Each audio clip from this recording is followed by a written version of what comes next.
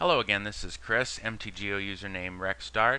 As you may have noticed, I haven't been able to play in the Tribal Apocalypse Player Run event the past few weeks. I've been out of town, and I don't expect to be back until the latter part of September, so I thought I'd use the break to start a video series that I've been wanting to do for a couple of months, taking a look at popular archetypes in the Legacy Tribal Wars format and specifically in the Player Run event. And for this series, I'm going to be using actual deck lists, which 4-0'd in events in the past 2 years, so that they'll be relatively contemporaneous and give you an idea of what sort of archetypes are playable and what gives you a good starting point in the format. The first one I'm going to look at here, this is going to illustrate, I've picked out a couple of tribes that I think are representative of sligh-style aggro decks, which basically the idea of sligh-style aggro decks is that the creatures are all independently a threat. They do not require anything else to make them powerful in terms of the other creatures. You don't have to have 2 or 3 of them on board and suddenly they're unstoppable. Every one of them has to be dealt with, and if it's not dealt with, it can do a lot of damage very quickly. If that's the kind of creature base you're working with, that's the kind of deck that you may be looking at. And there are 2 tribes that I think make a very good example of that kind of deck, and those are Elementals and Cats. And I'm going to start here with Elementals. This is a deck that AJ ran on April 9th of 2011, and he is using very sort of a traditional sligh mix here with 20 creatures, 20 lands, 20 spells. The one thing that you might note is a little unusual is he's not playing with 1-drops as far as creatures. There is a 1-drop elemental creature, Spark Elemental, but he's opted not to use it here. Instead, his only real turn 1 play would be either Chain Lightning or Lava Spike to the face, which does seem like kind of a hole, but again, it's maybe have been good enough. It was 4-0 on the event in which it placed. And the creature base here is very similar to a deck that was played in Alara Zendikar Standard.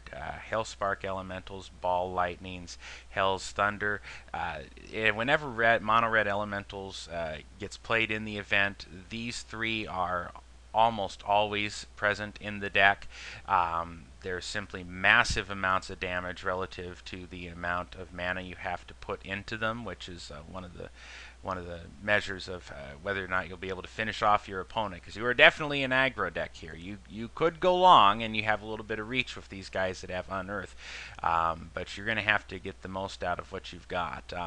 In addition to those 3, AJ's deck, and it seemed to have been popular when I looked back at the Elementals lists from this part of 2011, used Kiln Fiends and Chandra's Spitfires to get some extra benefit out of the instants and sorceries that he was running. And of course, Fire Blast is the finisher spell.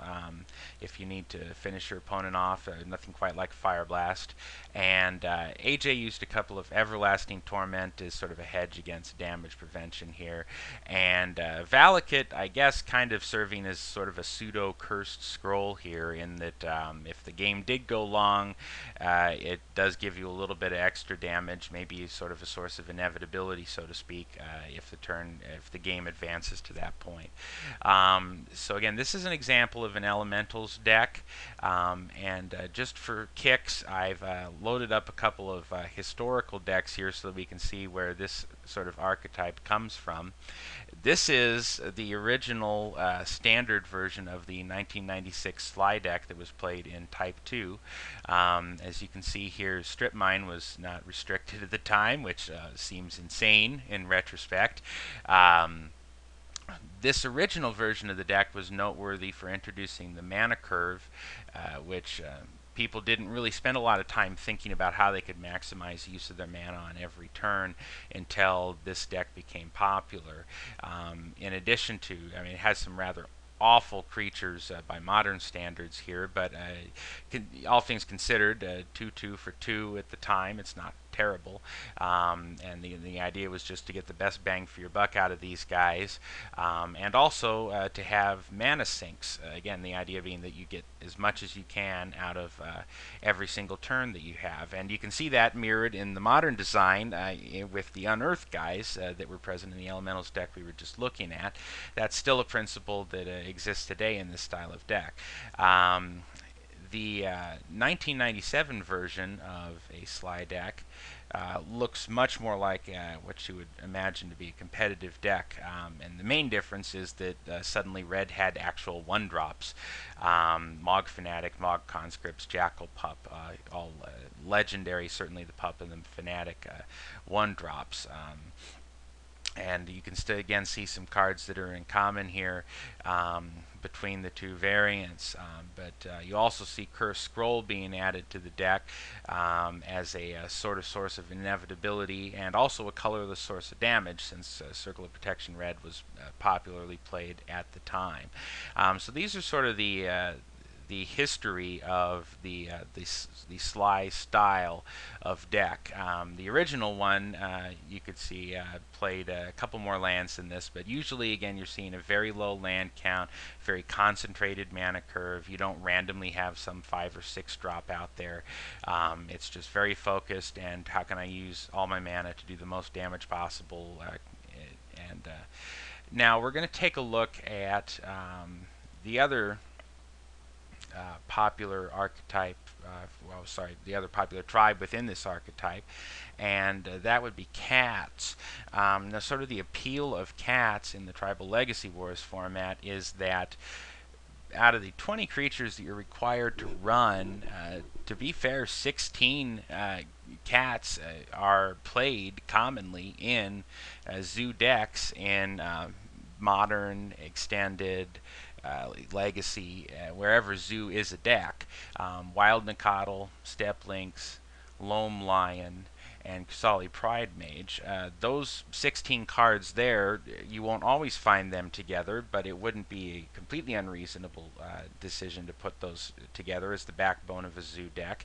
And so you have a pretty easy port to go from a real legacy deck to a legacy Tribal Wars deck with cats. Really the question with cats is what to do with the other 4 slots in the tribe. Now, when this deck was popular, Ranth ran this several times in 2011. Dirty Duck also ran it later in the year on a couple of occasions. This deck had multiple 4-0s throughout 2011. It was a dominating deck. Hasn't really been seen at all this year.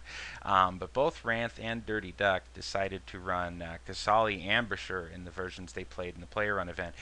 Personally, I don't really get Kusali Ambusher, and I never played against, I think maybe only on one occasion, there are versions of this deck, but I'm not really, if I'm playing this kind of deck, planning on anybody attacking me, and if they're not attacking me, I don't really think that 3 for a 2/3 reach is that good a deal. I plan to be on the offensive the whole time if I'm going to be playing this kind of deck. They also decided to run Tarmogoyfs, which he is a very good, efficient beater. There's no doubt about that.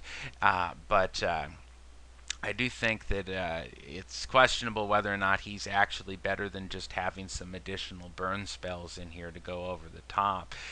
The other thing that both of their versions did was they ran Rancors and Berserks in some number, and certainly you can get a heck of a lot of damage very quickly by running those cards in tandem, but it also, Berserk, is going to open you up to getting blown out by a removal spell. Rancor, a little less so, but there's a lot of instant speed removal, and Naked Swords to Plowshares your guy in response to the Rancor. So, I think that's a way to go, but I think it's also possible that you could just play more burn spells in this kind of list in lieu of these cards. But again, I can't quibble with the fact that this version went 4-0 multiple times throughout 2011.